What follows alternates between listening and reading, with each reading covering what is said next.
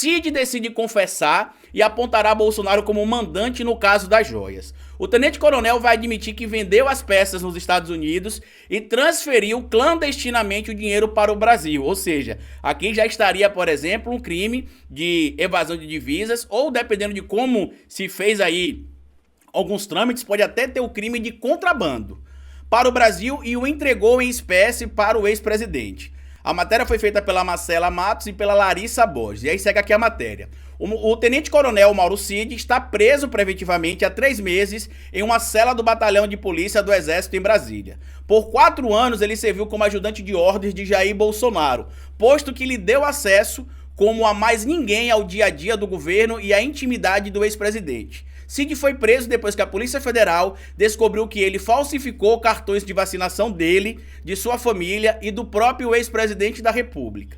As investigações prosseguiram e no telefone do militar apreendido, com autorização judicial, foi encontrado o roteiro de um plano golpista para anular o resultado das eleições de 2022.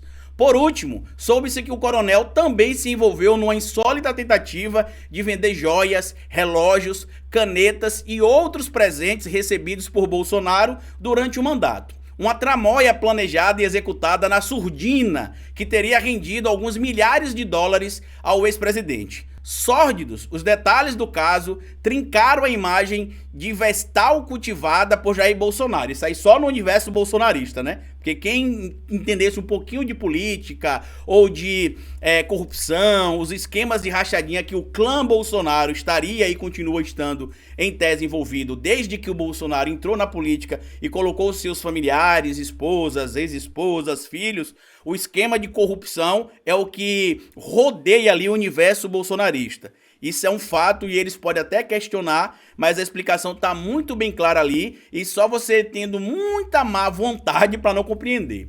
Uma tramóia planejada e executada na surdina que teria rendido, né, alguns milhões de dólares ao ex-presidente. Sórdidos os detalhes do caso trincaram a imagem de vestal cultivada por Jair Bolsonaro. Agravaram ainda mais a sua complicada situação jurídica, silenciaram seus apoiadores estridentes e ainda mancharam a imagem do país como uma bandeira, como uma bandalheira típica de uma república bananeira. E tende a ficar pior, muito pior. Aqui eu já vou adiantar para vocês que o Mauro César Cid meramente dizer ali que o caso das joias realmente aconteceu do jeito que a polícia sabe, não vai aliviar tanta a situação dele, porque o que vai se acontecer é basicamente a aplicação disso aqui, tá? A gente tem aqui no nosso Código Penal, no artigo 65, ele fala sobre as circunstâncias que seriam atenuantes, ou seja, que ajudariam a reduzir a pena do indivíduo.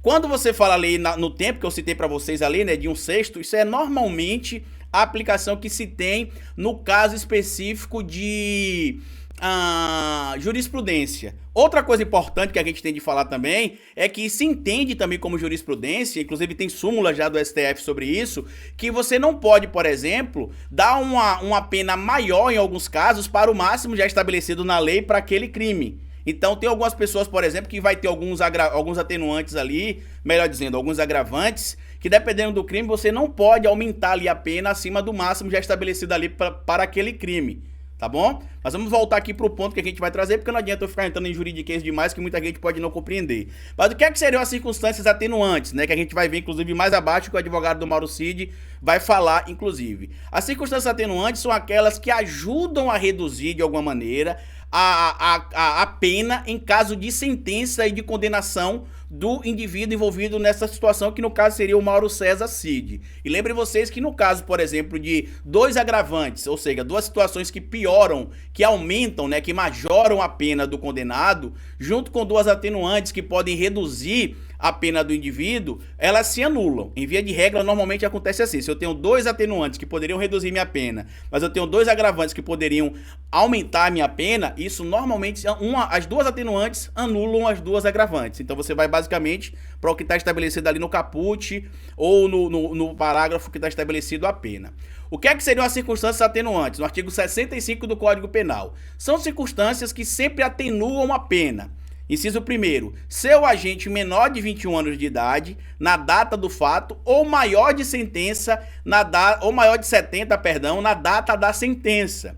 Isso quer dizer o quê? Que se o Bolsonaro, por exemplo, for condenado nos crimes que a gente está vendo aí, se ele tiver mais de 70 anos, quando sair a sentença dele, ele vai ter ali um atenuante, né, que vai ser a redução da pena em 1/6, em via de regra, por causa da idade dele que será superior a 70 anos.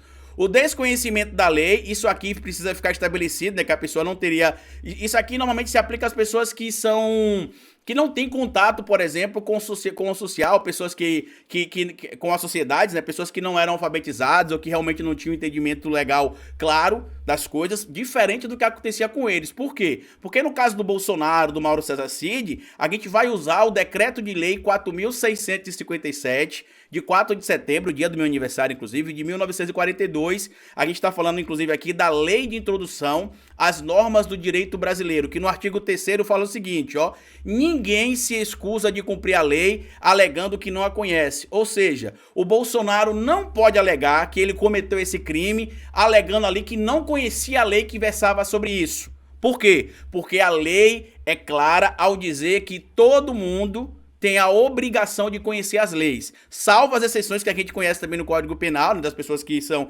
inimputáveis ou daquelas que têm a comprovação do desconhecimento ou por viver fora da sociedade, como a gente chama de padronizada ou tradicional, ou por não ser alfabetizada, ou por não ter realmente nenhum contato com a lei, e aí a gente pode dizer que essas pessoas não conheciam, e ali mesmo assim vai depender do convencimento do magistrado, porque a gente precisa lembrar que durante o julgamento o indivíduo precisa ter o livre convencimento para emitir ali a sua sentença condenatória, certo?